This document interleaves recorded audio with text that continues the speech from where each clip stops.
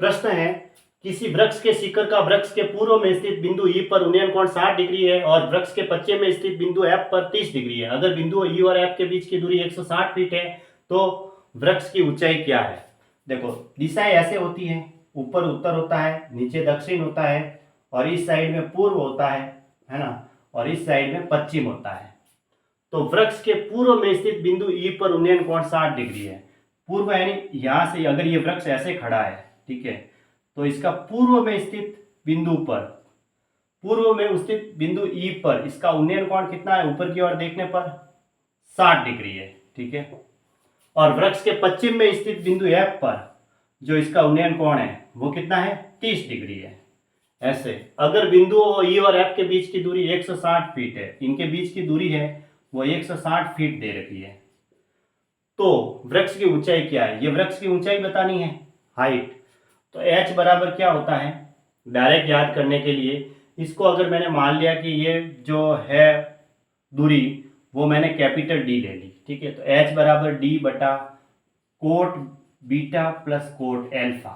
ऐसे अगर आपको ये दूरी निकालनी है और ऐसे दे रखा है, ऐसी स्थिति में अगर ये डी दे रखा है और अगर ये कोण एल्फा है या ये बीटा है तो हम इसकी ये h निकाल सकते हैं डायरेक्ट, ठीक है। डायरेक्ट तरीका ये है। अगर हमें h निकालनी है तो हम ये निकाल सकते हैं, तो d दे रखी होगी, अगर d निकालनी है तो h दे रखी होगी, ठीक है, ताकि इतना टाइम थोड़ी मिलता है एग्जाम में, जितना फास्ट कर सके करें।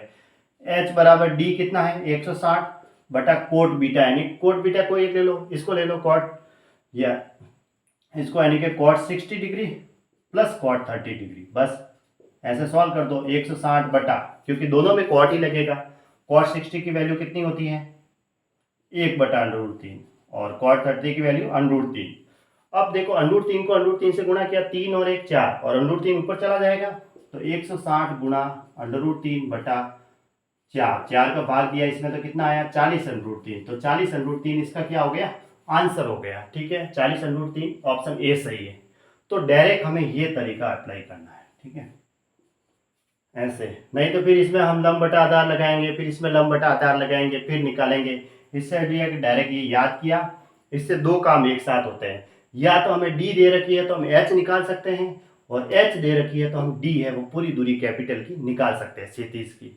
ऐसे तो कैपिटल डी दे रखी थी 37 की 160 फीट, तो हमने हाइट है वो इस तरीके से निकाल दी, 40 √3। ऑप्शन ए सही है।